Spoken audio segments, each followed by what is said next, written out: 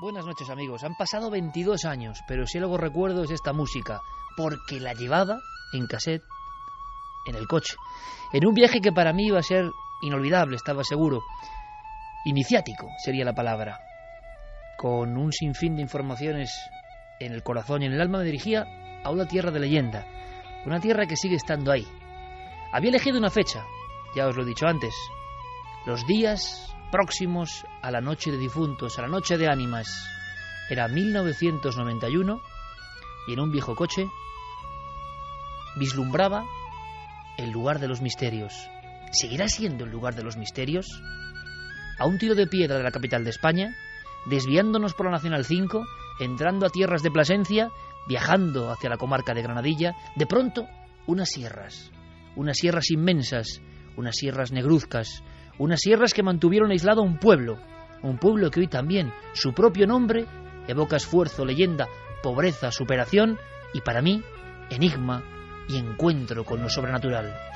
Con pueblos donde las abuelas enlutadas llevaban su mula y donde los ancianos, trabajando laboriosamente su pequeño cuadrículo de tierra, aún, quizá como los viejos egipcios o mesopotámicos, se arrodillaban y saludaban al sol, a la fuente de la vida. Muy cerca, las figuras de los extraños petróglifos, antropomorfos, seres dibujados ahí, a la luz del misterio, hace milenios. Una tierra especial, una tierra con leyenda negra, dura, triste, pero que todavía supuraba algo muy especial, el eco del puro misterio.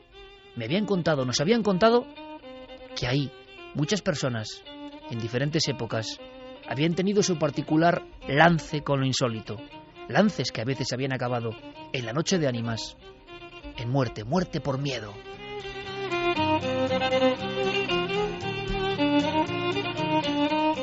Y rodé en aquel primer viaje junto a un compañero, Lorenzo Fernández, durante mucho tiempo por aquellas tierras.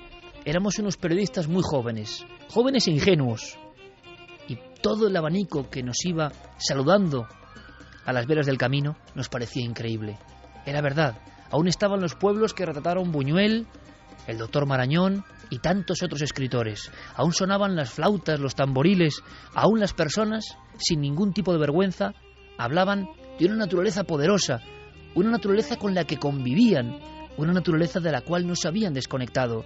Y por eso, las ánimas, los aparecidos, los espantos, eran una cosa más. ¿Os imagináis, amigos, hace 22 años, mi cara, escuchando a la luz de la hoguera aquellas historias que yo pensé que eran leyenda y que de pronto tenían nombre, apellidos, actas de defunción, tumbas y sobre todo el recuerdo envuelto en miedo, el pastor que vio al diablo, el campesino que se encontró con el balastro volador, y de pronto surgían en la noche, en la madrugada de ánimas, nombres que yo nunca había escuchado y que rápidamente, apresuradamente, escribí en mi cuaderno de notas hace 22 años. Nombres sonoros, como si vinieran de otro tiempo, de un tiempo diferente, de un tiempo oscuro. La chancalaera, el pelo jáncano, el tío del bronce, el pájaro de la muerte, el encorujao, el duende de Río Malo, el duende de Ladrillar, el ángel de luz. ¿Qué era todo ese mundo? ¿Dónde estaba la verdad? ¿Dónde la fantasía? ¿Por qué aquella gente, durante 10 largos años, me confesó historias que al estar junto a ellos yo sabía que eran verdad? ¿Qué verdad era esa?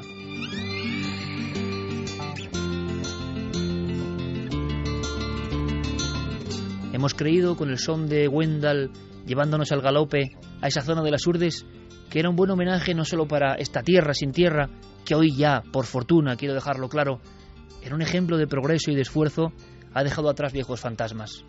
Pero sería muy triste que todos los fantasmas se marchasen, porque los que tienen que ver con lo sobrenatural, lo insólito, lo mágico, lo ancestral, es lo que hace diferente a esta tierra. He enviado allí a un amigo y le he hecho un encargo. Le he dicho: Javier, márchate a las Urdes y cuéntame, una noche como esta, si todavía allí sigue viviendo la magia.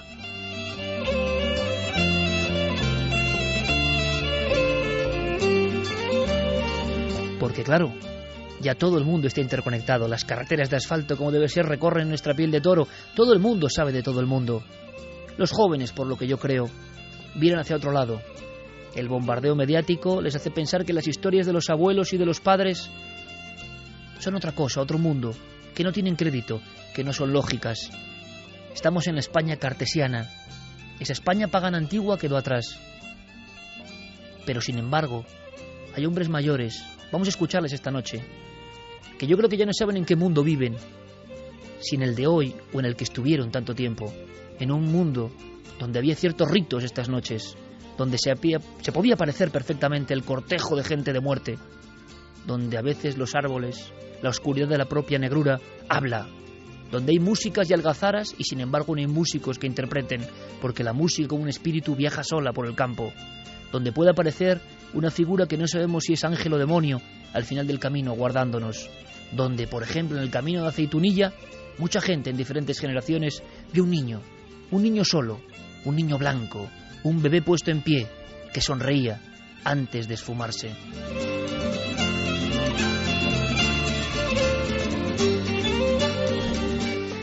Viajamos a las Urdes y lo hacemos para comprobar si siguen existiendo las historias que nos sorprenden. Porque España entera de alguna forma estuvo de esta forma conectada también, valga la redundancia, con el misterio. Hoy solo quedan reductos, isletas. Queremos reconciliarnos porque sabemos que hay una sabiduría interna, algo sorprendente. Esta noche os invito a un viaje inolvidable.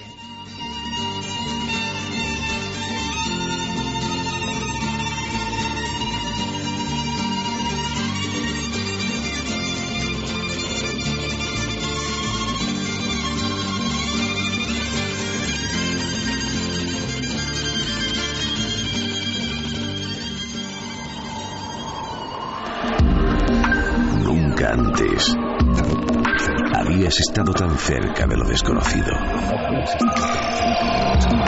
Milenio 3, Cadena Ser.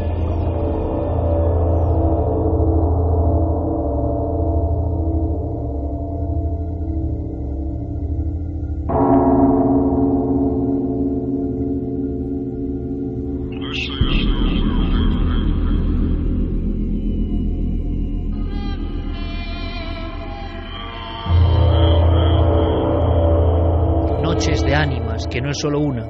En las Urdes lo saben bien. Todavía hay ciertas canciones. Todavía en algunos pueblos, ya saliendo hacia la zona de Salamanca. Hablamos de una zona, para quien no lo conozca, inserta, incrustada entre grandes montañas, al norte de Cáceres y al sur de la provincia de Salamanca. Legendaria y mítica como ninguna otra. Gracias a los viajes de Alfonso XIII, de Buñuel y su película polémica Tierra sin pan, de Maurice Legendre y los primeros antropólogos que hablaban de una tierra habitada por una etnia diferente. Todo eso ha variado mucho, evidentemente. Las Urdes son un lugar maravilloso, un lugar donde el progreso ha llegado, un lugar donde las casas rurales han quitado las viejas chozas de piedra y pizarra. Pero ojalá no me equivoque y la conexión con el misterio continúe, porque ese es un gran patrimonio. Perderlo sería un mal síntoma. Quizá podamos aprender de esas voces antiguas, que en el fondo están hablando de lo mismo que todas las civilizaciones del pasado. No se puede abandonar del todo a la madre tierra y de lo que ella surge, y lo que surge a veces es incomprensible para la racionalidad. ¿Sabéis que en la alberca, por ejemplo, están las mozas de ánimas? Las grabó Buñuel, eran el fin de su película. Una anciana enlutada, con los ojos muy pequeños, recorría las callejas de piedra con una campanilla. Al su sonar todo el mundo se recogía como con un miedo de muchas generaciones. Era la campanilla de ánimas. En las Urdes, nuestro compañero Javier Pérez Campos ha recuperado auténticas joyas antropológicas. Año 2013, Noches de Ánimas. Mientras Halloween y conceptos que vienen de muy lejos y que se imponen como modas en los escaparates de los grandes almacenes. Esta inmensa tontería del Halloween, cuando hemos tenido la noche de ánimas, noche de difuntos y nuestra conexión de la propia tierra, queda en segundo plano, en un plano muy desdibujado. Todavía hoy, por fortuna, en las Urdes hay mujeres que cantan a las ánimas en estas noches. Yo os pido simplemente que escuchéis el contenido, porque os va a parecer algo propio de otros siglos, que por fortuna vive, con un respeto tremendo, creencia en las ánimas y, ojo, en que éstas se aparecen. Escuchemos. Vengan, vengan mis amigas y se sienten a mi vera, que al punto vendrán las ánimas, vendrán llamando a la puerta, a pedirnos los favores para sacarla de pena. Oír cristianos, oír lo que las ánimas penan, una pena de los brazos y otras de brazos y piernas, y otras penan de la vista por no mirar con decencia, y otras penan por ser maldiciente y ella por la lengua pena. Y allí se asoma Caín, envuelto en llama tremenda. Hermano, mi hermano Abel, perdóname mis ofensas, y ruega a Dios que me libre de estas penosas cadenas.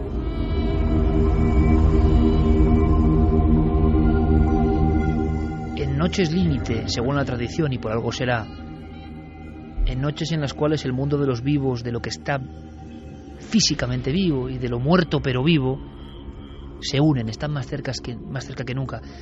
La línea es muy delgada. Acudíamos a las Urdes en aquellos primeros viajes con una imagen un tanto fantasmagórica y oscura. La leyenda supera cualquier cosa. Para los más jóvenes, ¿queréis una muestra?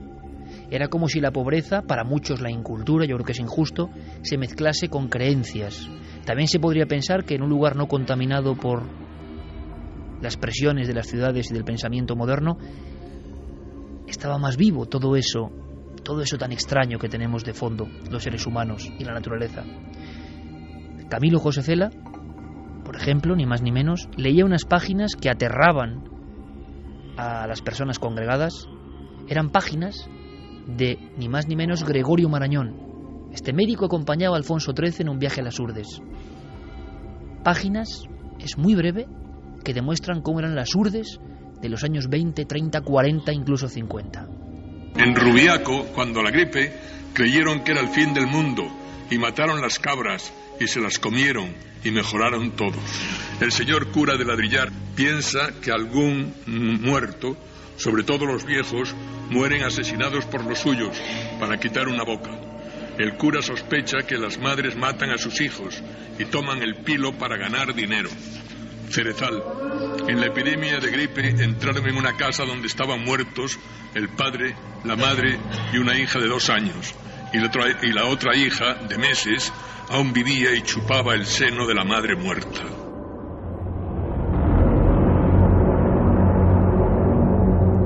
Una y 44 minutos, esto es Milenio 3 en la cadena SER, y este era Camilo José Cela leyendo solo unas páginas, el diario es aterrador, de Gregorio Marañón, lo que vio el viaje real cuando se decidió a emprender ruta hacia la zona de leyenda, hacia la zona maldita, en aquel tiempo, repito. Mi recuerdo, mi abrazo para los cientos de amigos jurdanos que tengo.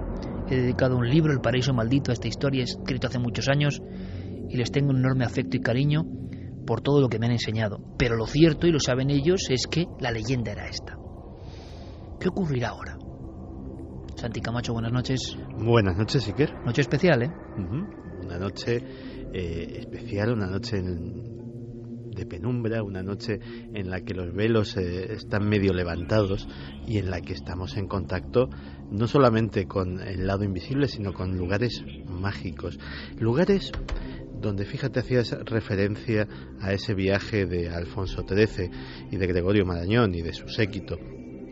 Era un momento en el que en España ya había carreteras, ya había automóviles, los trenes corrían veloces de arriba abajo, los telégrafos y la prensa traían ideas de todo el mundo, pero precisamente en ese lugar aislado todavía vivían en ese universo daimónico, todavía vivían las antiguas creencias, todavía se sentía ese estado especial de conciencia en el cual estás en contacto con otra cosa. Ha habido otros sitios en el mundo, y hablaremos, que en esas mismas circunstancias, ser una isla de, entre comillas, pobreza en medio de un mundo de progreso, seguían también aferrados a esas antiguas creencias. Con Fermín Agustí, como siempre, Noel Calero. Carmen, buenas noches. Buenas madrugadas. Tú has viajado mucho a las Urdes y también aflorarán recuerdos, sin duda, esta noche. Recuerdos, escenas, visiones. Lo primero que hacemos es abrir las líneas de contacto, si te parece. Claro que sí. Ya hay gente escribiendo en las redes sociales. Nos tienen que buscar en Nave del Misterio, en Twitter, Facebook y Google+. Y si nos quieren enviar un mail, tienen que hacerlo a milenio3 con número @cadenaser.com. Una imagen que te venga de las Urdes, una diapositiva ahora mismo. Una diapositiva. Yo creo que llegando a Camino Morisco, por la noche, siempre viajábamos y siempre viajamos de noche. No era muy tarde, serían las 11 y pico, cuando vemos como de uno de los laterales asciende una señora completamente enlutada, muy bajita, 1,20 m más o menos, calcularía yo. Parece que ha salido de la nada. Después de estar escuchando tantas historias como habíamos estado oyendo los días anteriores, fue una imagen que se me quedó clavada, porque eran muchos los que hablaban de gente anciana, pero los ancianos eran los más reticentes a contarte esas historias. Y yo decía, ¿qué hará esta anciana a las 11 de la noche saliendo de la nada, completamente enlutada y yendo hacia la nada? Porque el pueblo más cercano estaba todavía a unos kilómetros. Y pensé, ¿verdaderamente es una anciana de las Urdes o es una aparición?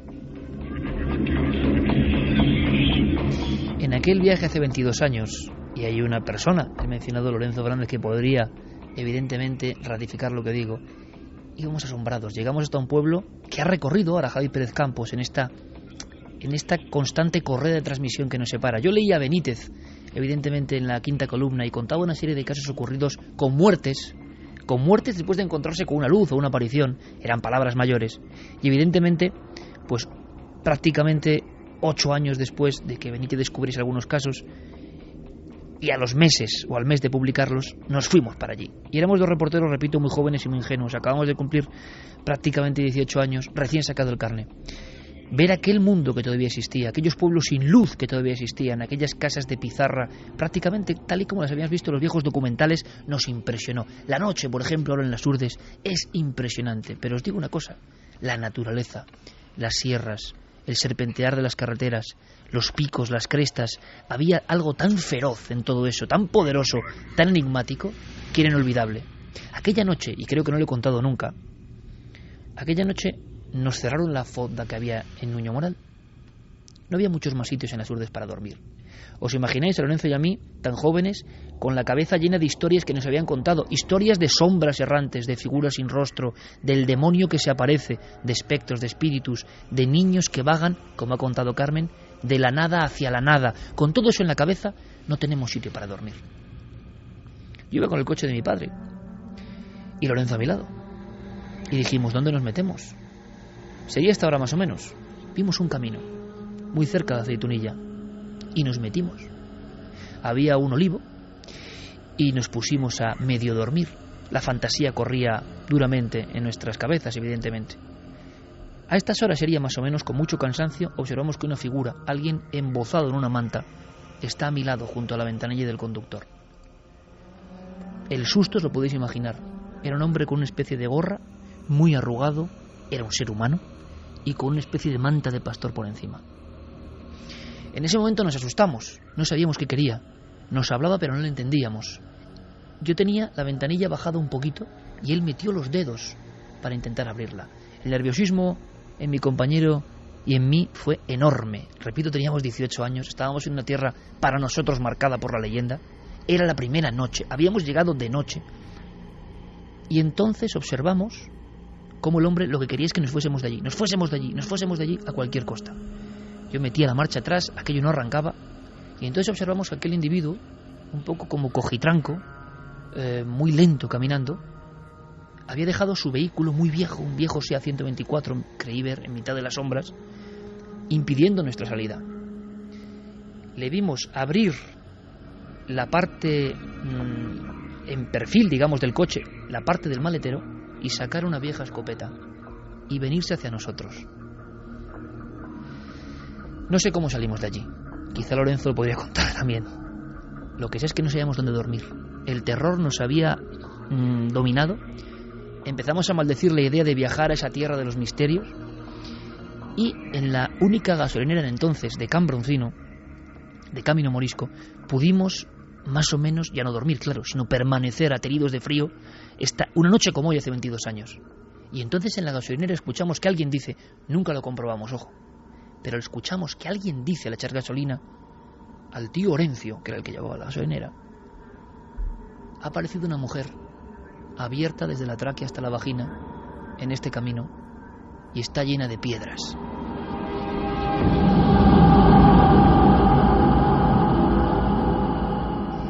Os aseguro que no sé si eso era verdad o no, y no he querido ni comprobarlo, pero nuestro espanto duró mucho tiempo. Seguimos investigando durante unos días.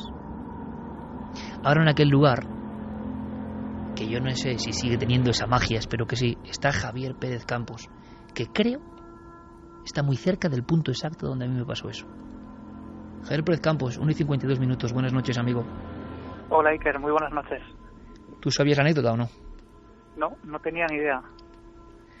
Pues y escucharla desde aquí, desde luego, es impresionante porque esto está en la más absoluta soledad, está justo además empezando a caer la bruma en la montaña, está empezando a lloviznar un poco, y después de todas las historias que llevamos escuchando a lo largo de estos días y estando aquí en soledad, a las puertas de un lugar muy especial, pues estoy bastante impresionado. Javi, estás en un camino cerca de Aceitunilla, un pueblo maravilloso, pero que mantiene todavía la esencia de las urdes antiguas. Hay muy buena gente en Aceitunilla, pero la pregunta que yo lanzaba a la audiencia, y la verdad es que tenía cierta angustia, ¿no? Hace mucho que no viajo a las urdes. ¿Sigue existiendo la magia, la conexión con lo ancestral, con lo daimónico, con lo imposible, como decía Santi? Bueno, existe absolutamente, y todos los compañeros, tanto José Alberto, Israel, la periodista que viene con nosotros, y yo, pues hemos quedado impresionados por todas las cosas, porque Iker, todavía hoy en algunos pueblos que estamos visitando y de estos alrededores es fecha de difuntos. Es una noche poco propicia para andar por los caminos. Algunos vecinos nos han relatado cómo, a pesar de que salían de sus casas en plena noche para recorrer algunas aldeas, para acudir a algunas alquerías, pues hace muchos años que dejaron de transitarlas cuando se ponía el sol, por experiencias aterradoras que vivieron, que llegaron a acabar con la vida de algunas personas. Y aquí hemos vivido cosas, Iker, como, bueno, abandonar la A5, era justo la tarde-noche del 31 de octubre, veníamos con un embotamiento, ¿no?, con un atasco enorme desde Madrid, de repente torcemos hacia el Gasco, nos adentramos ya en las entrañas de las urdes y ahí dejamos de ver a nadie. Durante varios kilómetros conducimos en absoluta soledad, en absoluta oscuridad, y hay un momento en el que al cruzar el pantano Gabriel y Balán entramos en un pueblo y al torcer una curva muy cerrada nos salen al paso 4 figuras de pequeña estatura que llevan una especie de ropajes al viento, llevan en lo que debería ser la cara una especie de caja con unas facciones muy básicas dibujadas pero muy efectivas, y empiezan a hacer una especie de danza alrededor de nuestro coche cuando nos ven aparecer por allí, ¿no? Eran las únicas 4 personas que estaban en el pueblo y estaban como disfrazadas de una forma, con unos atuendos que parecían todo lo contrario a lo que estamos acostumbrados a ver ahora, ¿no? Era algo como muy básico pero muy impactante. Y hoy, por ejemplo, otra de esas escenas que nos demuestran que la magia sigue viva en este rincón de España es que hemos ido a comer a un restaurante, a una fonda por los alrededores de Aceitunilla, y de repente hemos visto que al final del restaurante había una mesa vacía, y en esa mesa, que estaba reservada, había un pequeño plato lleno de castañas y al lado una vela blanca. Esa era la mesa reservada para los difuntos.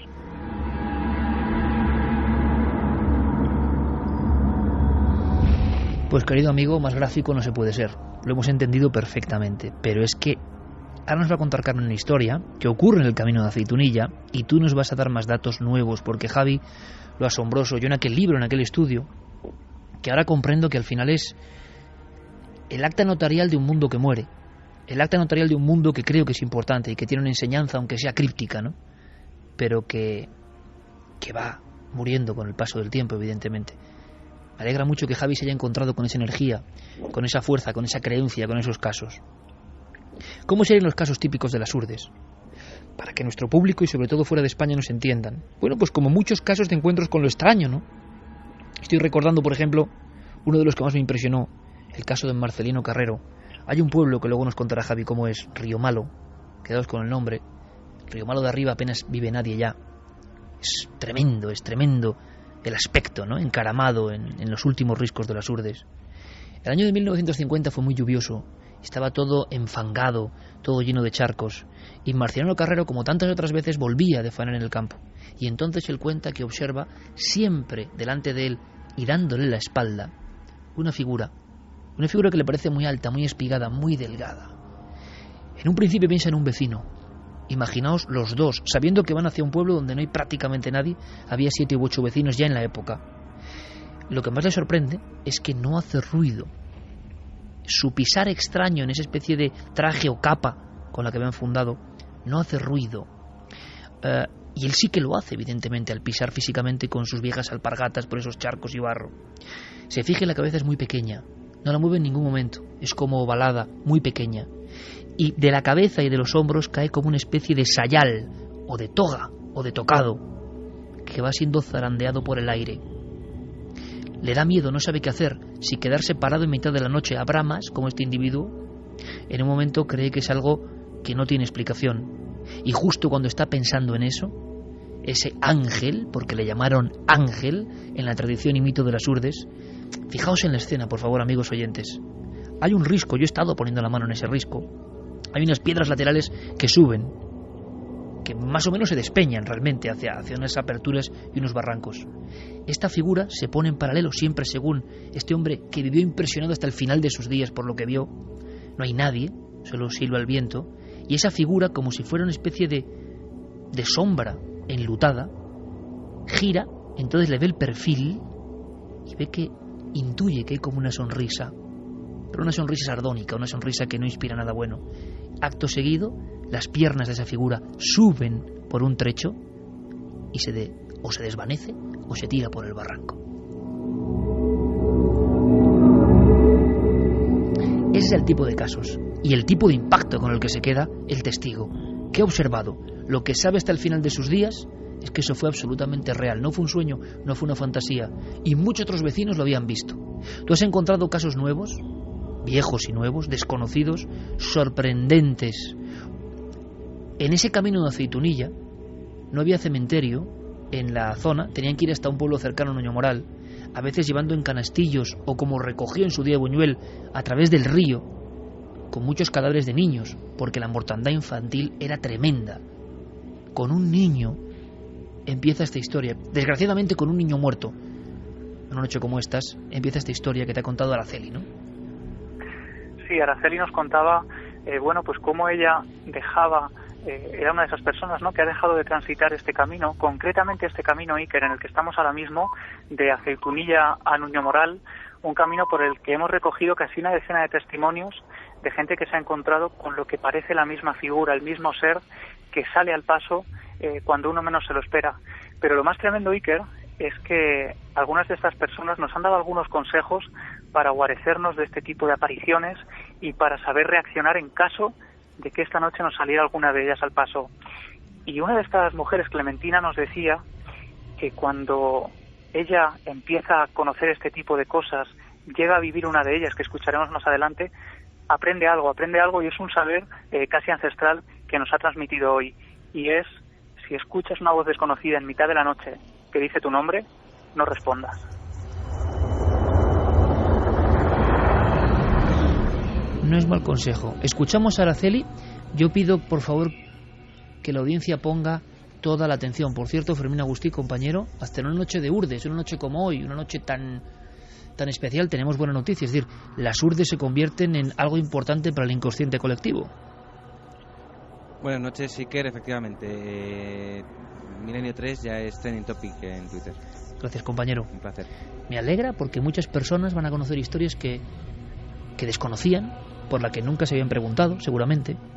¿Qué nos cuenta Araceli, una mujer como tantas otras que ha vivido ese tiempo mítico en las Urdes? Hay documentos que no son fáciles. El propio habla a veces de una zona rural potente como las Urdes. Luego lo desciframos si hay algunas zonas que no entendéis bien. Pero es tremendo porque esta mujer con esta humildad nos habla de una escena que tiene que ser lo peor para una madre, ¿no? Ir a enterrar a su niño muerto.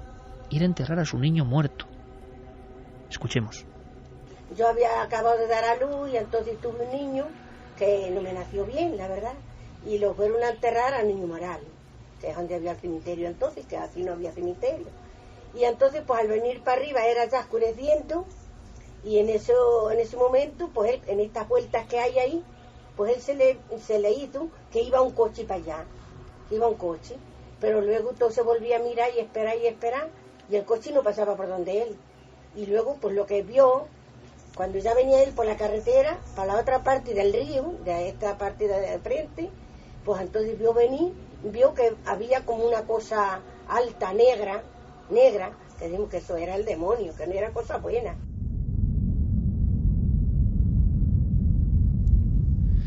Qué fuerza en la descripción, una cosa alta, negra. Siempre hay un prototipo, ¿no? Unas figuras que desde luego dejan muy claro, sea lo que sean, que no tienen nada que ver con nosotros los humanos.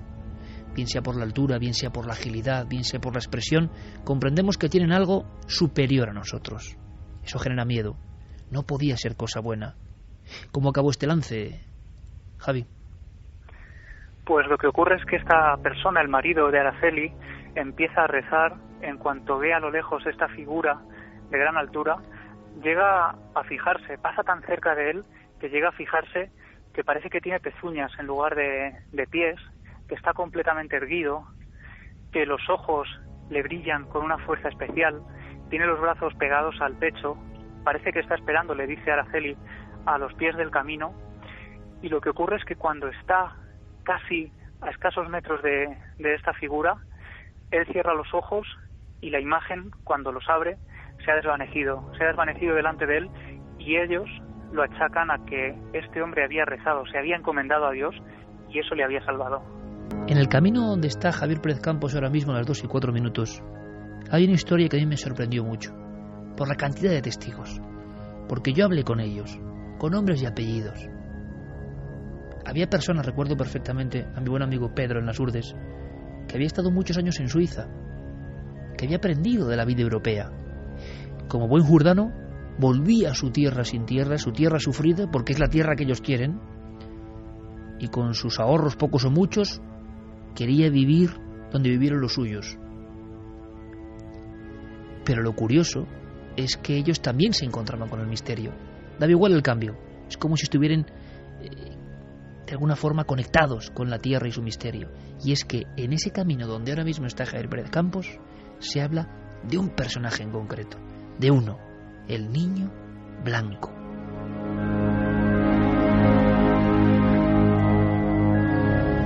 Con toda la historia de Pedro Martínez, pero también está la de Juan José Azabal y 10 amigos que le acompañaban una noche de julio del año 87.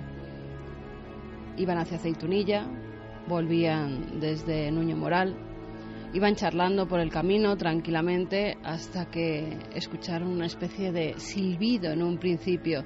Ese silbido se fue convirtiendo en un terrible grito. Se quedaron muy extrañados, pero siguieron caminando, cuando de repente escucharon un alarido y vieron que este salía de un pequeño matorral que había.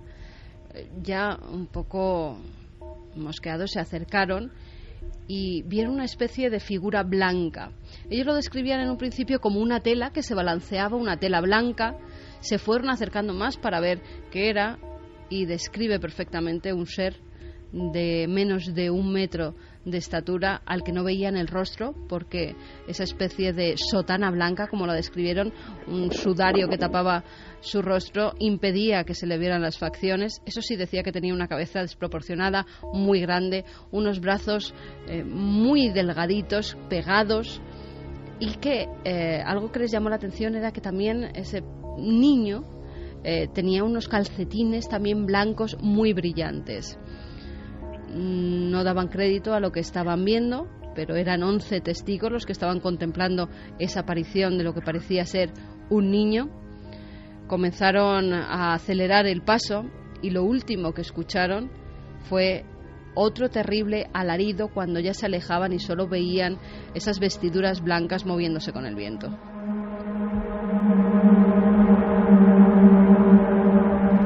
Los ecos de esta aparición tan arquetípica niño blanco, ¿siguen vivos, Javier?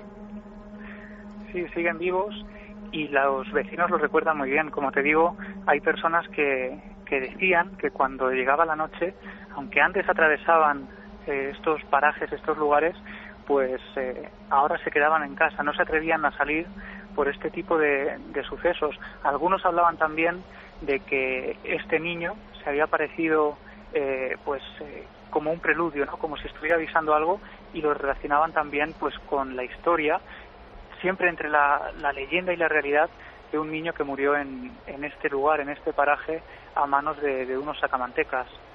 Que luego contaremos en otro lugar con Israel Espino, la periodista que está haciendo una labor fenomenal rescatando nuevos casos en las Urdes, porque ella está en otro sitio.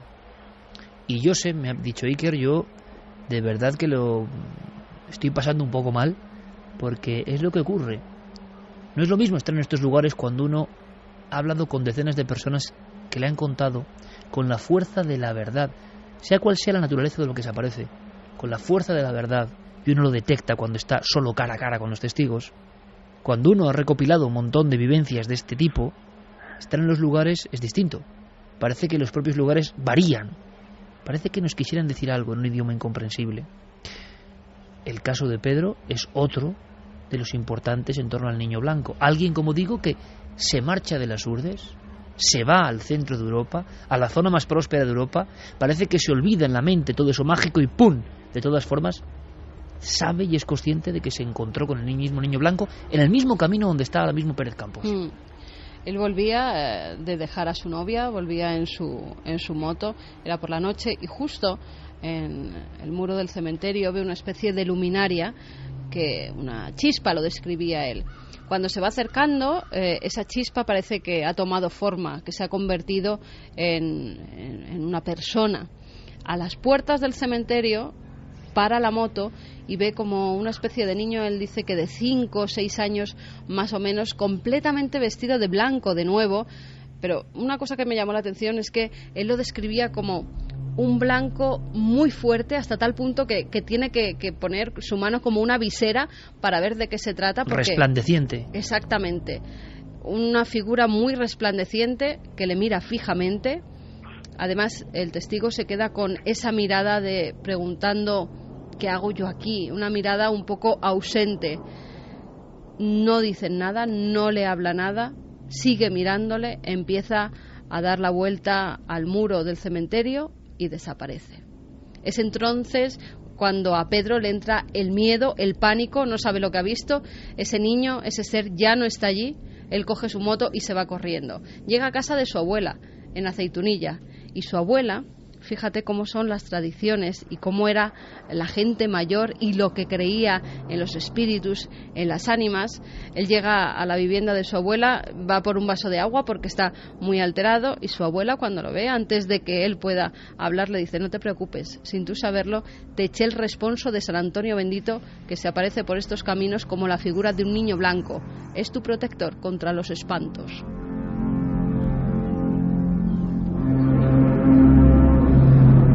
Las protecciones, los ensalmos, los conjuros, las bendiciones, todo un mundo mítico que se ha mantenido vivo durante milenios, probablemente, durante muchos siglos por lo menos, y cuyos últimos resplandores o retazos comprendemos.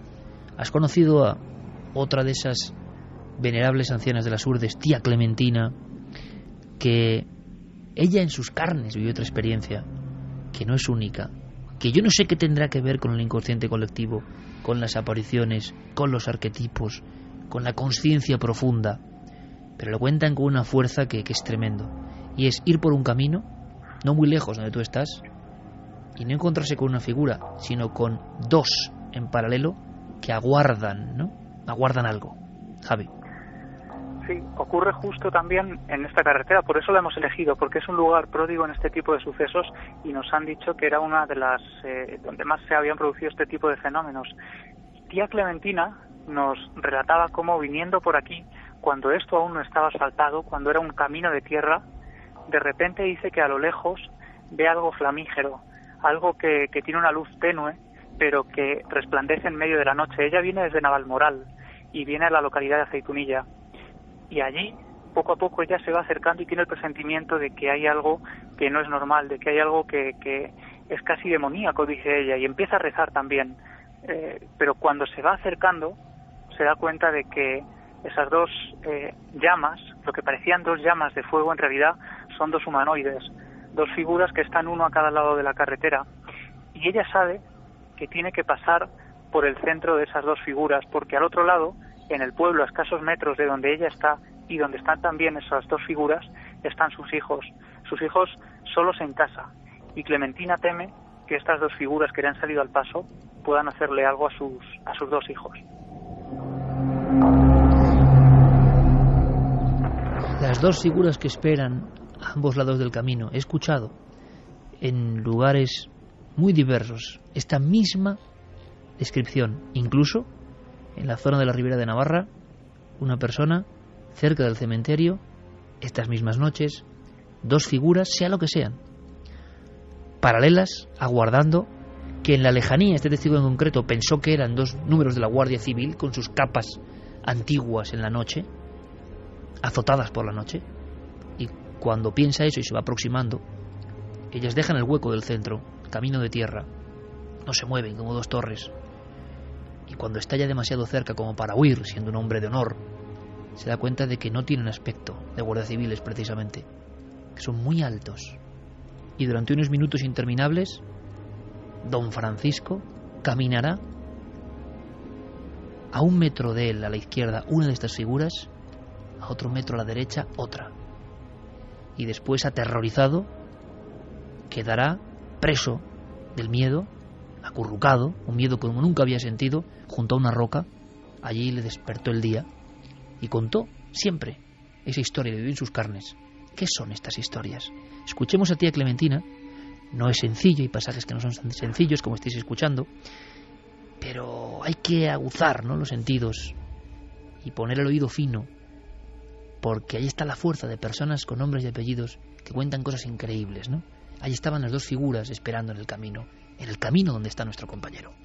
Llegué al valle, ahí Dios mío, había un hombre ahí, yo tenía que pasar por ahí, y había un señor ahí, y otro aquí, pero aquello negreaba como los carbones de la lumbre, negreaba como un tizón, nada más se le veían 4 ojos como 4 candiles, se veían los ojos según le brillaban los ojos, según brilla ahora eso, brillaban los ojos de aquellos ojos así brillan. Yo dije, Dios mío, ¿cómo yo pasaré por ahí? Yo dije, Dios mío, ¿cómo pasaré yo por ahí? Negreaba como el tizón, recordando al duende entiznao, ¿no? Otro de los personajes míticos de las Urdes. Vamos a hacer una cosa, Javier. Te dejamos emprender ruta, porque vas a ir a otro lugar que, si cabes, más tremendo. Es Cavaloria, es un pueblo abandonado completamente, como fueron Las Calabazas, como fue Valdelazor, como fue un sinfín, un rosario de pueblos donde la escuela se quedó sin alumnos, donde las pizarras todavía siguen, quizá con la última lección escrita, donde el tiempo ya se ha apoderado de todo y el silencio. Y sin embargo, en ese pueblo muerto, muchas historias demasiado vivas en la noche. ¿Tienes camino, compañero? Así que te aguardamos. Pues, y casi lo agradezco, Iker, porque se empiezan a escuchar además pisadas campo adentro de algún animal que debe andar por aquí. Y ¿ahora mismo? Y bueno, ahora mismo. Desde hace unos minutos se escuchaban esas pisadas porque es un camino pedregoso, y se escuchaban las piedras muy fuerte, como si hubiera algún tipo de animal, no sé si quizá algún jabalí o alguna cabra. Espero que cabra no, por lo que has contado antes, vamos. Sí, bueno, ha sido muy impactante, porque hemos podido grabar también antes una gran cabra negra, y ha sido impresionante, porque bueno, al final muchos de estos casos siempre acaban relacionándose con el maligno, ¿no? Muchos creen que es el demonio, el mismo demonio el que se aparece por aquí. Las ánimas por un lado y por otra el demonio, la figura potente. Pero tú estás escuchando los pasos ahora mismo, Javi. Sí, ahora mismo no. Ahora han parado. Bueno, si hay cualquier novedad al respecto, por favor, pues queremos escucharlo también, a ver qué puede ser, a ver si podemos identificarlo, ¿de acuerdo? Y perfecto, yo estoy por aquí. Vale, y cuando puedas, sale raudo hacia ese nuevo punto de conexión en esta noche de ánimas, ¿te parece? Estupendo. Gracias, compañero. Nos escuchamos. Hasta ahora.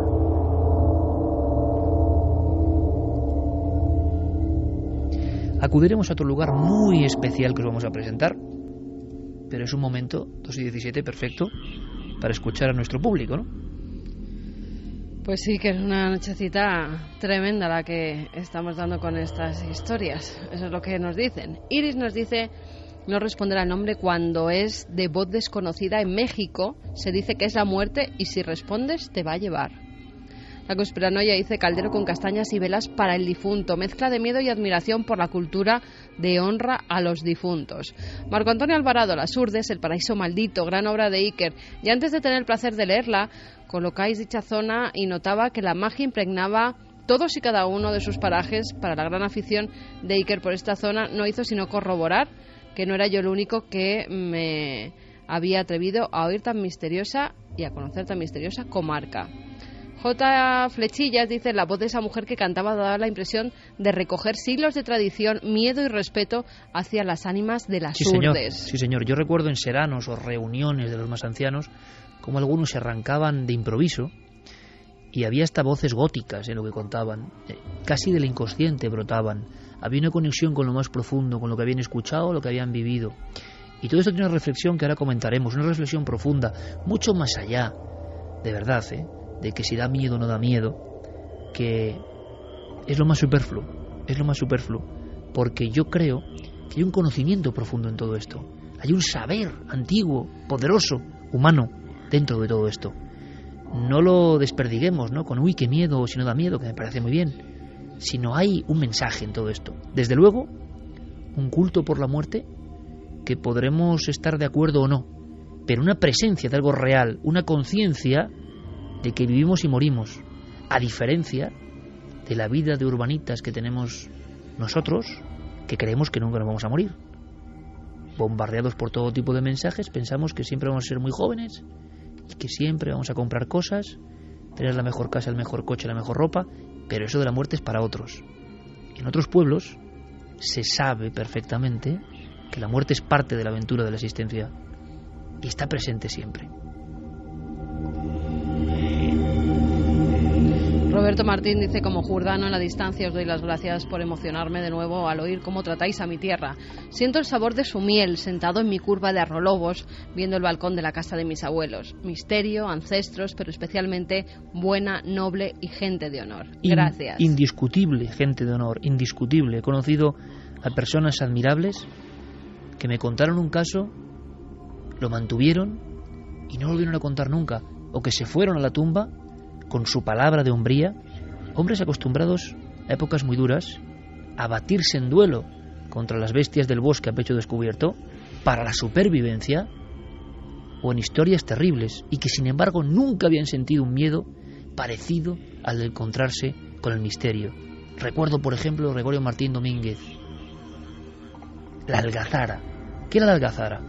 Pues esto es interesante, Santi, porque como hemos estado viendo, a veces es una chispa, una luz, un sonido, decían, tu voz en la noche que te llama, alguien que te llama. Hay como una especie de inicio de los acontecimientos. Y luego incluso un psicólogo, un psiquiatra, un estudioso de los arquetipos puede decir, es la mente humana la que en contacto con la naturaleza genera algo. Pero ese algo no tiene por qué ser fantasía. Es que, oiga, lo hemos dicho aquí, ¿verdad? Váyase usted, como estaba Javi Pérez Campos, váyase usted a solas a un bosque. Váyase usted a solas en la noche a un camino. Váyase a solas al lado del mar o dentro del mar. Y entonces todo lo que es usted y lo que se cree que es, se queda en nada. Porque la madre naturaleza muestra su fuerza. Vivimos de espaldas a la naturaleza. Cuando miramos la naturaleza, pasan cosas que consideramos increíbles, que no podemos creer ya en ellas. Pero ¿qué les pasa a las personas que viven en contacto con la naturaleza siempre? Como estas gentes de las Urdes, que ven un espejo diferente, que no están desconectados. Lo interpretaron a su forma, pero están viéndolo. Por ejemplo, fijaos qué miedo por un lado y qué bonito por otro, ¿no? La descripción. Gregorio Martín Domínguez hablaba de una música. Me lo han contado decenas de veces. Antes de aparecerse alguna música. Pero ¿cómo era esa música? Y me decían, como varios instrumentos a la vez.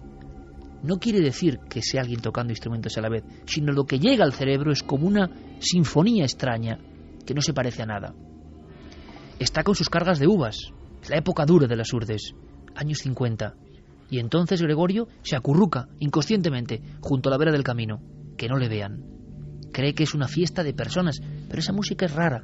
Le pone la carne de gallina. Vuelve a mirar con el rabillo del ojo por encima del camino de tierra y observa que no hay nadie tocando instrumentos, que esa música se ha apoderado del ambiente, esa extraña sinfonía.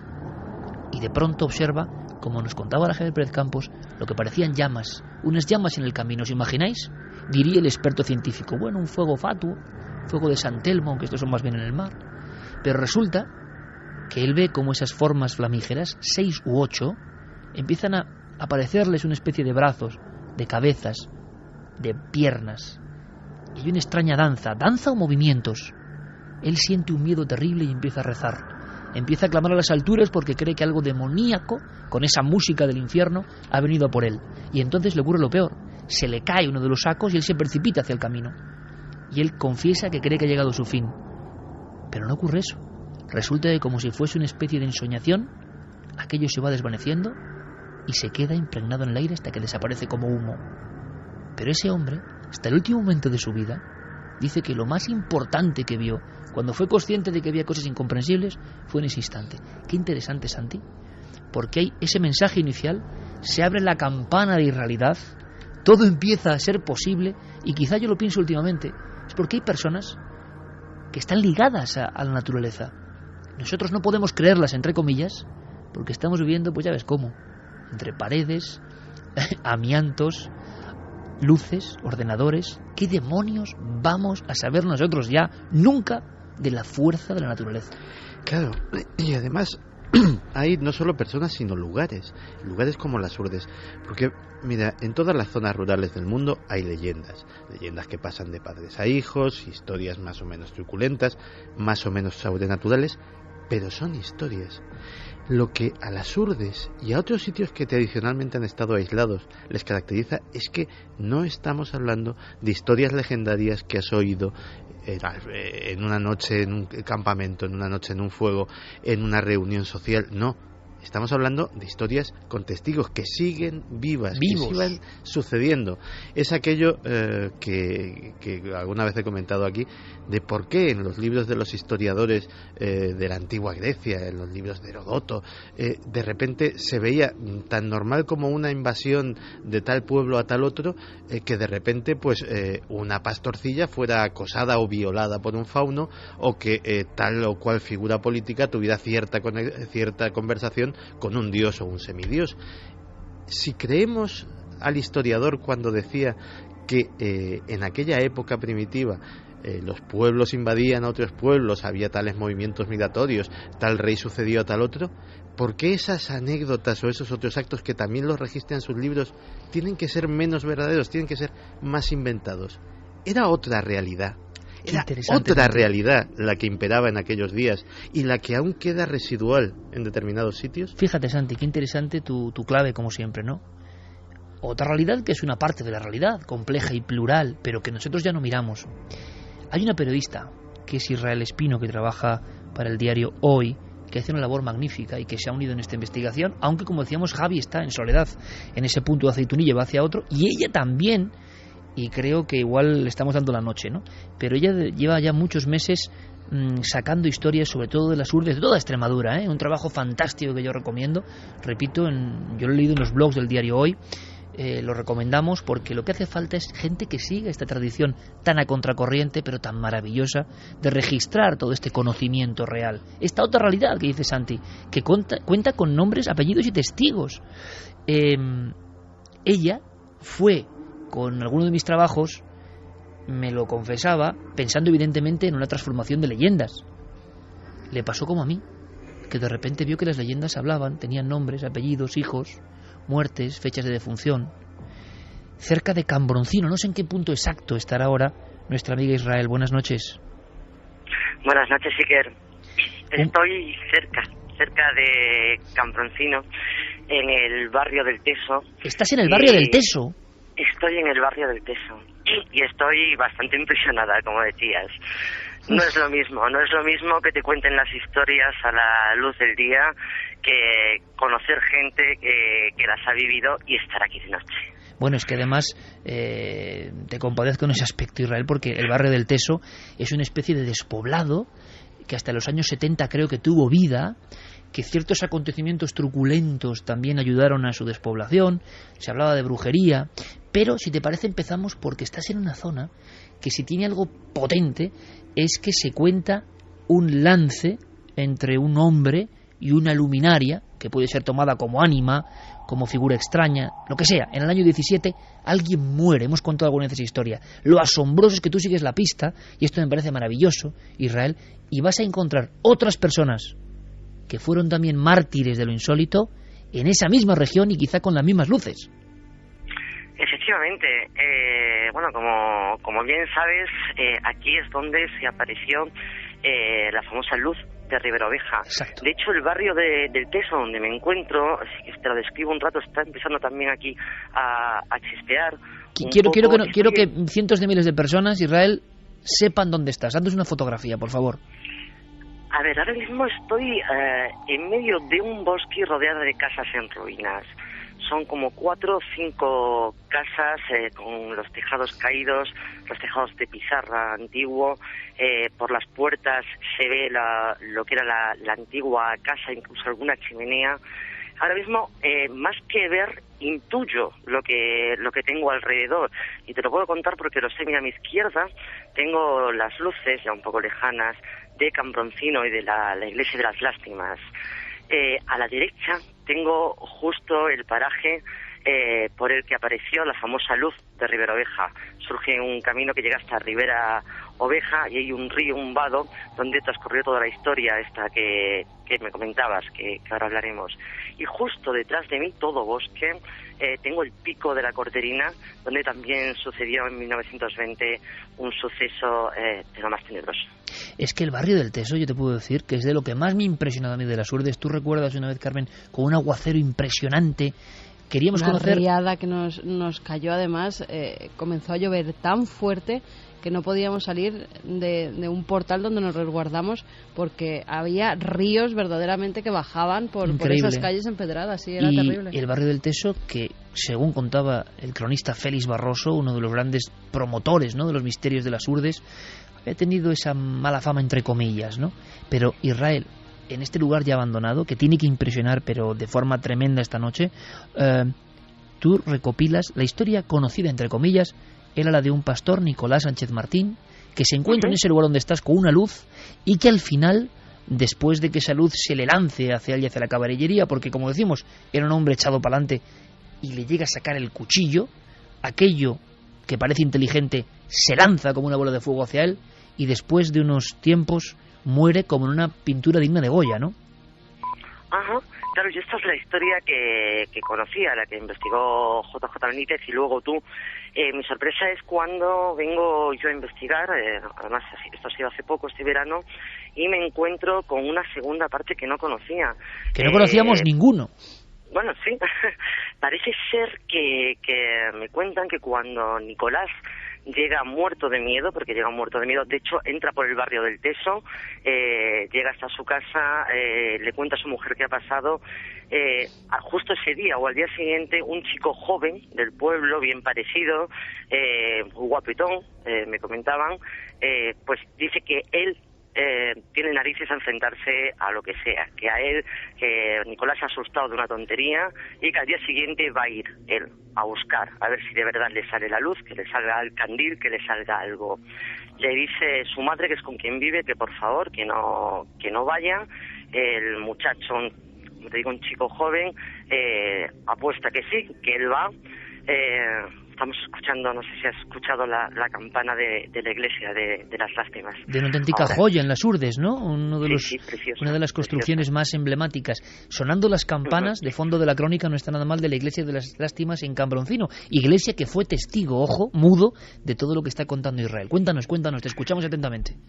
Efectivamente, pues como te decía, el muchacho decide que él va a ir a la noche siguiente a la zona donde apareció esta luz. Efectivamente va con una escopeta cargada. Él le dice a todo el mundo que él no tiene miedo porque su escopeta le va a proteger.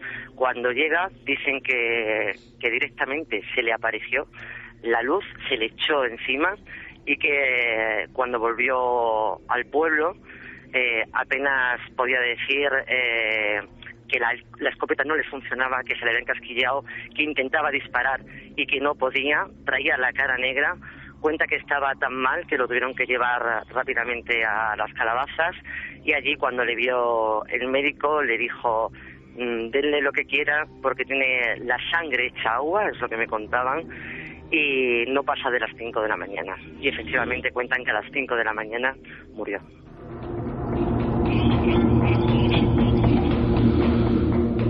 En un pueblo que hoy no existe, 2 víctimas, ¿será posible por un fenómeno parecido? Vamos a escuchar a tía Clementina contando esa historia. La hemos comprendido perfectamente en toda su goyesca estructura, ¿no? El hombre que se atreve contra el misterio, la cara negra. En el caso de Nicolás Sánchez Martín, en el año 17, el primer caso, parece ser que incluso el médico de las Urdes de aquella época, Victoriano Sánchez Hoyos, le practicó los botones de fuego. Ese hombre se había quedado casi frigorizado. Ese hombre había perdido temperatura y era como una especie de muñeco de cera. Murió con extrañísimos dolores, oficialmente quizá por una neumonía complicada. Nadie supo. Lo que pasa es que hay documentos concretos. ¿Lo sabrá de este caso, de esta historia? ¿Recuperará Israel esa historia si quedan algunos legajos en alguna tumba? Es asombroso. Escuchemos ahora en la voz del pueblo, en la voz que recordaba el eco de esa historia. Tiene mucha fuerza. Escuchamos. Y al pasar, él venía por el camino montado en la bestia, y la cosa esa luz, como una farola, en compañero hasta que lo vino y lo trajo al pueblo. Y llegó al pueblo, y luego se metió para el pueblo, se metió para casa, y le dijo a la mujer: pues ¿qué te ha pasado? Pues vienes asustado. Vienes asustado y ¿qué es lo que te ha pasado? Y entonces llegó otro mozo allí, un mocetón bien guapísimo y fuerte y todo, y dice: ay, sois unos cobardes, mañana voy a casa de Palomero. Y llevo una escopeta puesta encima de la pared, si hay, los ha puesto la muerte. Pues llevaron a las calabazas y le dijo: ay, bobo, tú ya no tienes salvación. Dice: trae la sangre y echa agua, pedir de él y todo lo que pida, que no dura más vivo hasta las 5 de la mañana. Y a las 5 de la mañana murió. Aquello no me se olvida a mí. Hay cosas que no se olvidan, desde luego. La sangre hecha agua, un terror tremendo. ¿Tú crees, Israel, que se podrán recuperar documentos, datos? ¿Existirán algún lugar, alguna ficha de entierro, algo de este posible mártir, ¿no? De este fenómeno extrañísimo que mantuvo el miedo, ¿no?, durante una época larga en esa zona de Riberoveja? Bueno, al menos lo intentaremos. Tú sabes que si no aparecen en un momento suelen aparecer en otro, y cuando menos te lo esperas. Lo intentaremos. Pero hay más historias. El barrio del Teso fue un barrio de brujas. El barrio del Teso fue un barrio tocado por acontecimientos muy macabros que han pasado prácticamente a la espalda de donde estás, ¿no? Ha habido casos de, por desgracia, los famosos sacamantecas, que es lo de siempre. Muchas personas piensan que son personajes de ficción. Yo lo digo muchas veces: oiga, sacamantecas existió, el hombre del saco existió en Almería, ni más ni menos, nombres y apellidos y miles de legajos de información. El hombre lobo, entre comillas, existió en Nayarit, Orense, documentos 3100 en un acta judicial. Es decir, los nombres se han convertido en algo tan fuerte que han eclipsado a las figuras reales, y los sacamantecas, como se investigó en su día con mucho detalle, actuaron justo donde estás tú ahora mismo. Efectivamente, y además estoy justo a los pies, como te decía, rodeada de bosques, a los pies del pico de la Corderina, de un pico que dio nombre a uno de los crímenes más horribles de la década de los años 20 aquí en España.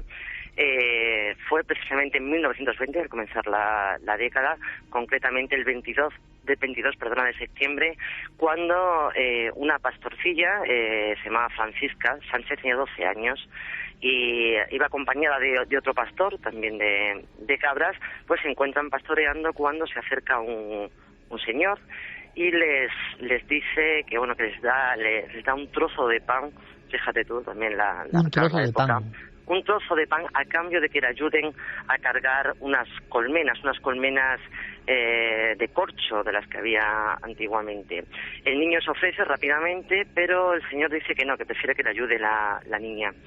Al poco tiempo, no pasa ni un día, encuentran a la niña no solamente muerta, sino que la habían abierto en canal, desde la laringe hasta el pubis, también en horizontal, formando una cruz perfecta. Además tengo encontrado en hemeroteca los periódicos, La Voz, por ejemplo, de Madrid, el ABC también lo recogió, y le habían arrancado y se habían llevado el intestino delgado, se habían llevado el corazón y el páncreas. No solamente eso, sino que a 2 metros de donde aparece la criatura encuentran una jícara de porcelana con restos todavía de sangre. La habían punzado en el cuello y de allí habían vertido directamente la sangre en la jícara, en el pequeño vaso de porcelana, y se la habían bebido y la habían dejado allí.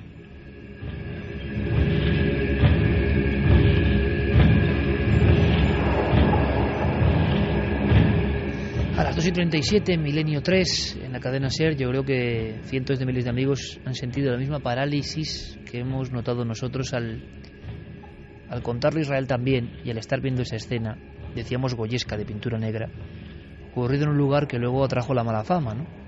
Y la sensación, como a veces pasa, de estigma en un sitio donde pasan los crímenes. No conocía tanto detalle concreto de auténtico vampirismo en los años 20, vampirismo ritual, vampirismo o para cuestiones mágicas o para sanar a otro, como suele ocurrir en estos casos tan tremendos, y que ocurría en las Urdes, que es lo que faltaba, en aquellas Urdes donde por un pedazo de pan, tierra sin pan, dijo Buñuel, se acababa en crimen horrendo. Hay una cosa que nos interesa, Israel, y es que tú acudes a las Urdes, tú has peinado Extremadura buscando un montón de leyendas, de antropología, de misterio, y te sorprende de inmediato lo que te encuentras, ¿no? Es como un vergel lleno de historias sorprendentes, lleno de apariciones, y que se concentra incluso en estas noches. Para el periodista yo creo que es algo fabuloso e inesperado, ¿no? Fíjate que yo, Iker, soy extremeña, adoro mi tierra, es una tierra muy rica, como tú sabes, en tradiciones, pero yo sinceramente pensaba, yo había leído tu libro, y yo pensaba que eso se había perdido. Yo pensaba que hacía ya años que tú lo habías escrito, que JJ Benítez anduvo por aquí. Yo pensaba que todo eso ya se había perdido, ya no estaba. Y cuando me planto aquí, sin conocer a nadie, yo no venía, pues mira, a hablar con esa persona o con aquella otra, no. Empecé a pasearme por los pueblos, a hablar con la gente, y me quedé blanca realmente del montón de historias, porque no son leyendas. Es que yo investigo las leyendas, pero lo que me encontré aquí es que no es leyenda, es historia. Pasó antes de ayer, le ha pasado a la gente que me lo está contando. Por ejemplo, a mí me dejó impresionadísima Clementina, que la habíamos escuchado antes. Cuando yo me la encuentro la primera vez en una parada de autobús, yo iba detrás de una aparición del diablo, que me interesaba mucho, de otro señor que la había visto, que además había encontrado en tu libro. Le pregunté por ella y ella me dijo que no conocía esa historia, que no conocía a ese señor. Llevamos ya un rato hablando y pensé para mí, bueno, claro, no puedo tener tanta suerte, es normal. Entonces se queda Clementina callada, me mira y dice: yo, señora, lo que le puedo contar es cuando yo me encontré con el diablo. Esto es muy de las Urdes, ¿eh? Imagínate lo que es eso para un periodista. Me temblaba la mano, me temblaba la grabadora, y es uno detrás de otro. No es un caso, no son dos, no es una persona, no son dos. Es en cualquier pueblo que vayas, a poquito que investigues un poco, te encuentras una maravilla antropológica, te encuentras un tesoro, te encuentras la magia que sigue aquí viva, y te digo, la leyenda convertida en historia. ¿Cómo me gusta, Israel? Vive la leyenda. Claro, escucharte con ese entusiasmo, porque muchos colegas lo que pasa es que no se meten a investigar, que no se van a preguntar, y entonces piensan desde la lejanía, como nos puede pasar con otros temas. Tú lo has vivido, y la pregunta, y hecha en el barrio del Teso a estas horas de la noche, ¿qué se estará viendo, no? Porque yo, cuando escucho estos testimonios, es que siento que hay una verdad, siento que me están contando algo absolutamente real. Imagino que la pregunta te lo has hecho también tú. Muchas veces. No sé qué es, no tengo ni idea, pero sé que la gente no me miente. Yo sé que la gente no me miente. Además, incluso puede mentirte una persona. Puede ser, puede gustarle mentir, puede que se le vaya a la cabeza. No te pueden mentir 10 personas el mismo día, y no te pueden mentir. Además, tú los estás mirando a los ojos, los estás viendo. tú sabes que hay algo. Y el problema que por eso a mí ahora mismo me da respeto estar aquí en medio del bosque, en el barrio del Teso, entre casas abandonadas, es que llegas a la conclusión de que realmente hay algo y que no sabes qué es, pero que lo hay. Israel, que espero que hagamos muchísimas cosas en esta nave del misterio, que nos encanta encontrar periodistas con ese entusiasmo y esa ilusión por descubrir y sin ningún tapujo, ¿no? Zambulléndose en el misterio. Seguimos en contacto y desde luego si esta noche ocurre cualquier cosa, seguimos en línea directa de alguna forma. Gracias, amiga, muchísimas gracias, hasta la próxima. Un saludo.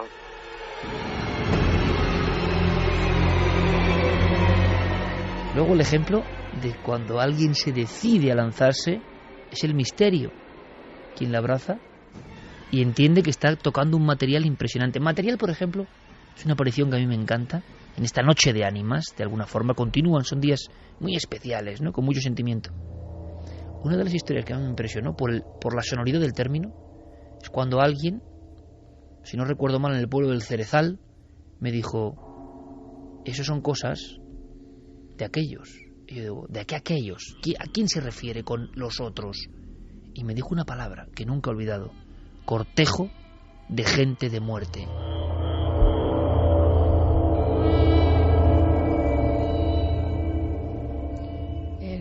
En el año 35 hubo un caso de cortejo de gente de muerte.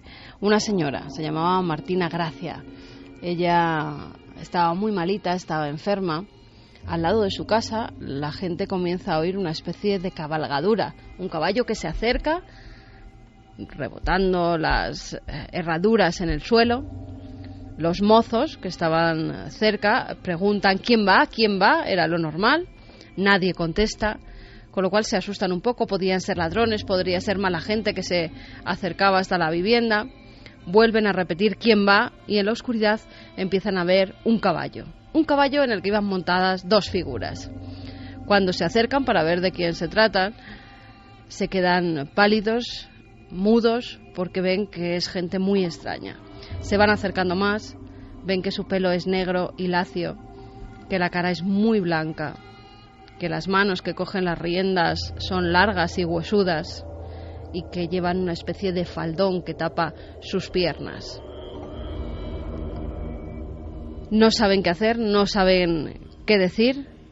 Esas dos figuras comienzan a alejarse, pasan por un puente y de repente ven como tanto el caballo como las figuras se esfuman. Era el cortejo de gente de muerte. Venían a buscar a la persona enferma, que ya era difunta. Historias parecidas muchas, con nombres. Teresa Iglesia Rubio, lo he notado de mi propio libro, escrito ya hace, repito, 15 años, parece mentira. María Cruz Vizcaya, Consuelo Rubio Remigio, Juan Rubio, Rosa Remigio, en el Asegur, un pueblo que Buñuel llamó Tortuga, porque parecían caparazones de tortuga emergiendo de la propia montaña. En el Asegur, en los años 60, Juan y Rosa están regando su poquina, como dicen ellos, tierra, que han conseguido después de años de esfuerzo. Y escuchan, y esto es curioso, un nombre que viene desde la noche, que viene desde el bosque, que viene desde el lugar de lo innombrable. Juan, Juan, Juan. Claro, les da mucho miedo, son dos, marido y mujer, se esconden. Me lo contaba la mujer a mí en un serano en el Asegur, en el año 1995. Se esconden y entonces ven una especie de luces o globos que estallan. Fijaos, Santi, en las descripciones, ¿no? ¿Qué esconderá esto? Luces o globos que estallan en el camino. Ellos están escondidos y entonces ven una especie de figura idéntica a la que ha contado Carmen. Parece un joven herido, alguien moribundo. Va con una especie de babero largo o batín y arrastra las piernas. ¿Qué descripción?, me decía la mujer. Parecía alguien con las piernas de acero, con las piernas metálicas. Allí se quedó el mito del hombre, o como le llamaban, el ser con chancas de acero.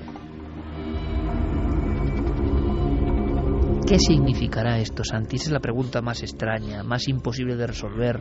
¿Qué significará esto y por qué se muestra con esta grandeza de simbología? Yo lo hablaba hace unas horas, ¿no? Ningún guionista te cuenta esto. Hacen una película y el guionista no llega a comprender esa figura con pelo lacio montada en un caballo que se desvanece, o el chancas de acero, o lo que nos ha contado. Es que es imposible. O sea, se llega donde no llegan los maestros de la ficción.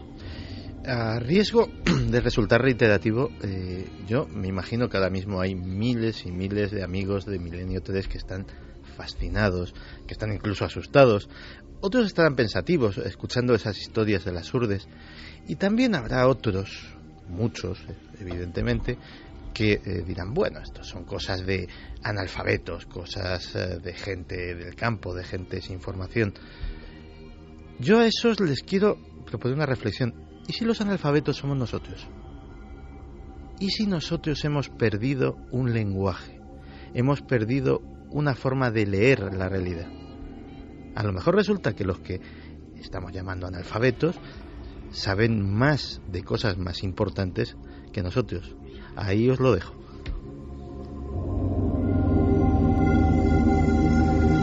Nada puntada sin hilo, el amigo Santiago Camacho.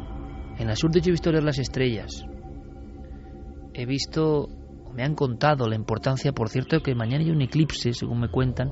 Nos va a contar algo Vicente Casaña interesante sobre el eclipse. Leer los astros, pero no como un astrólogo, digamos, que pasa luego una factura, una consulta, para el campo, para la vida. Ver los paneles de abejas y distinguir entre 20 tipos de miel. Saber cómo se comportan los animales. Escuchar el campo. Saber cuándo va a llover. Saber cómo soplan los vientos. Saber si llega el frío o el calor. Una sabiduría desde luego ancestral que nosotros quizá ya no necesitamos. Pero la pregunta es, en ese pack de sabiduría ancestral, ¿también va todo esto? ¿También va todo esto?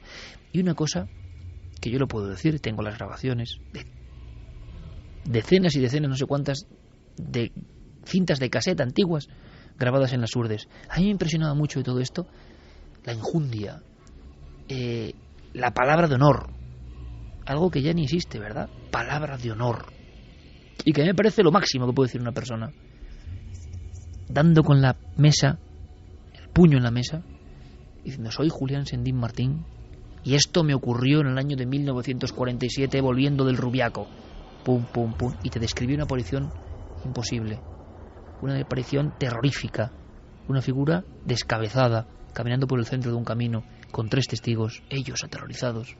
Hasta el final de sus días lo mantuvo. ¿Con qué posición de autoridad?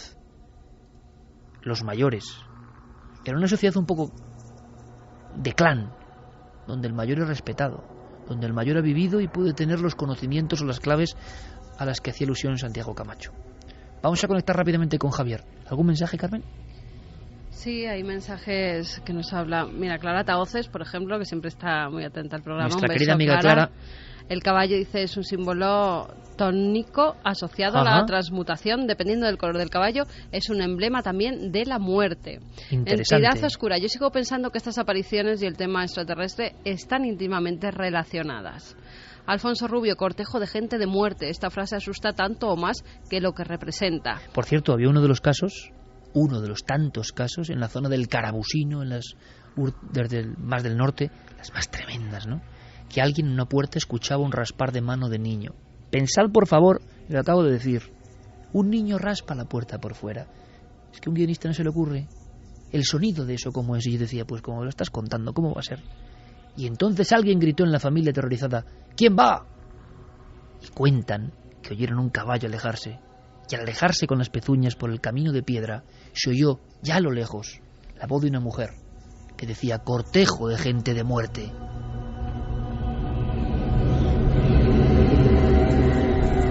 Begoña Cebrián dice: espero que las próximas generaciones de las Urdes sepan mantener todas estas historias y creencias. Da más miedo pensar que todo esto puede desaparecer algún día que las historias en sí. Sería una gran pérdida.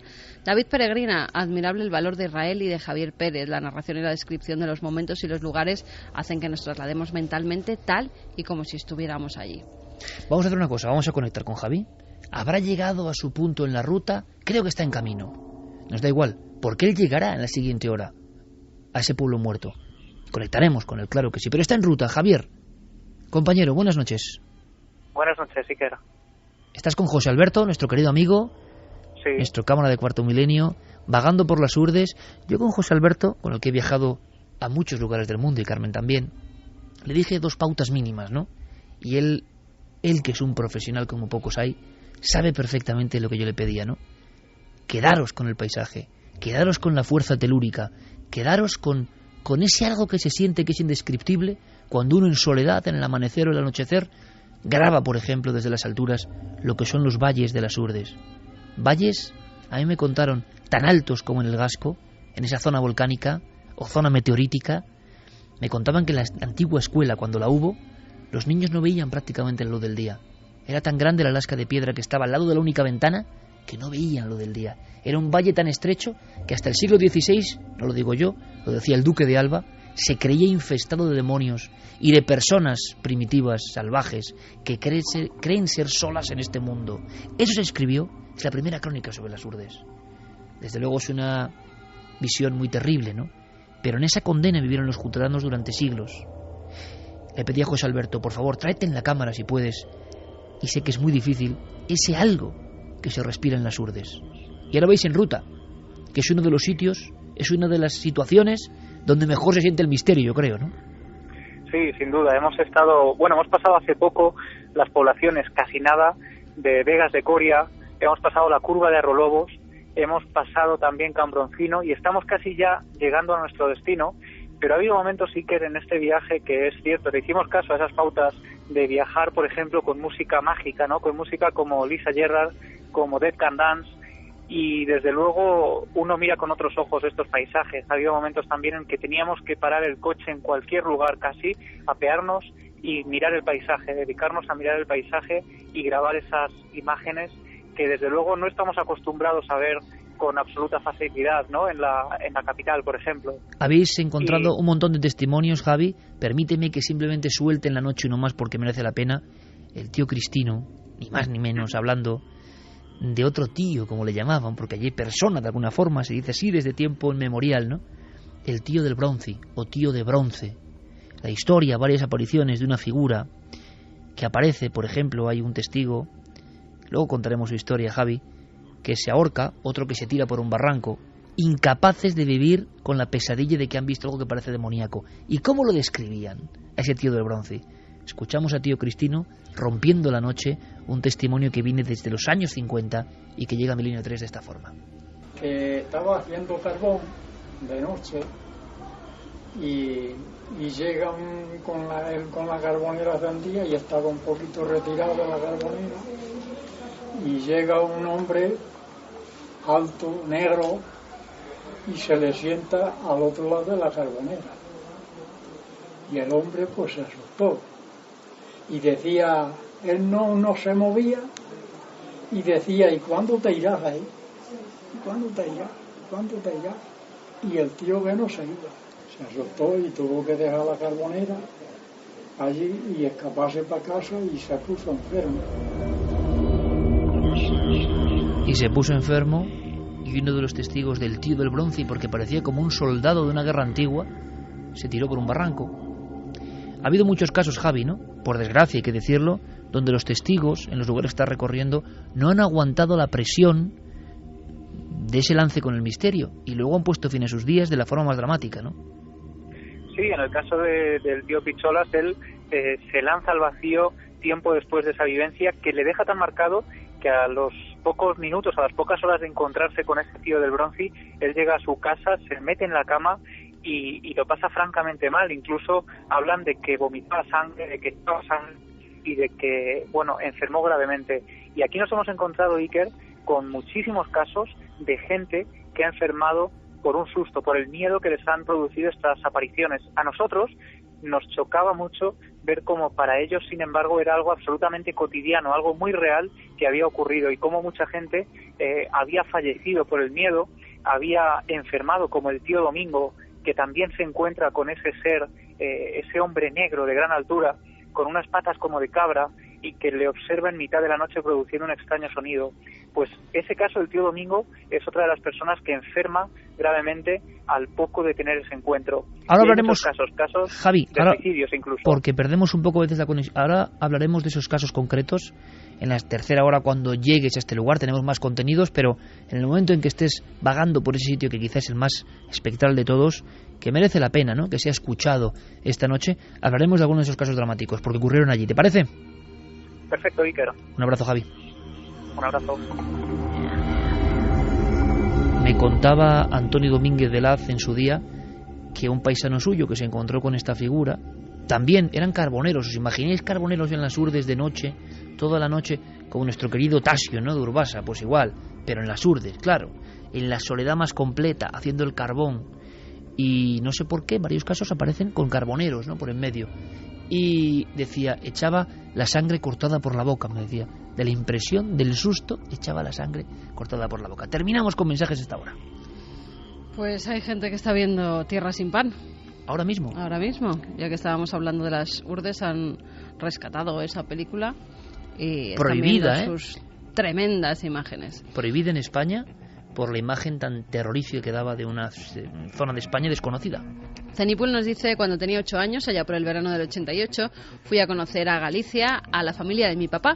Un día, caminando con un hermano de mi abuelo por el bosque, me da una bolsita de tela y me dice que lo lleve siempre encima cuando vaya por el bosque. Yo, sin entender por qué, me dice como quien te dice la hora. Cuando veas a un grupo caminar sin mirar y rezando, haz un círculo, entra, agacha la mirada y no mires hasta que no se hayan ido. Que no te vean mirando, son las ánimas, y si ven que los has mirado, te vendrán a buscar. Cancela Freire dice, aquí en Galicia se cree mucho en las ánimas de los muertos que no pueden descansar, que se aparecen o llaman con su voz a familiares. Mi madre me contaba que su abuela de difunta la llamaba por su nombre y hasta que le puso unas misas. Yo cuando me lo contaba de niña no la creía y me reía, pero ella se enfadaba diciéndome que no me riese de esas cosas que eran verdad. Hoy ya no están aquí y la creo. Lex dice, está claro que al misterio hay que enfrentarse primero con respeto y valentía, pero siendo consciente del peligro. Rocío Rodríguez, morir de forma extraña, donde la fuerza, la valentía y ningún arma sirve. Eso por el valiente que se enfrentó. Desde luego. Por cierto, nuestro compañero Sergio Fernández Pinedo y Guillermo León, Diego Marañón, toda la gente que está un poco en las redes sociales con el tema de Milenio 3 y Cuarto Milenio, van a montar una buena a partir de mañana, yo creo, ¿no, Santi? Sí, a partir de mañana mismo. Porque cumplimos 8 años en Cuarto Milenio y han propuesto un hashtag con un montón de contenido extra que es 8 Naves del Misterio, si no me equivoco, ¿no? El número 8, Nave del Misterio. El almohadilla, número 8, Nave del Misterio. Y a partir de ahí, de ese momento, de alguna forma, un universo nuevo para celebrar una semana, vamos a hacerlo con todos vosotros, material inédito de las 8 temporadas de Cuarto Milenio. Ahora vamos con nuestros compañeros, con toda la información, y luego regresamos en el viaje semanal de Milenio 3 con muchas cosas.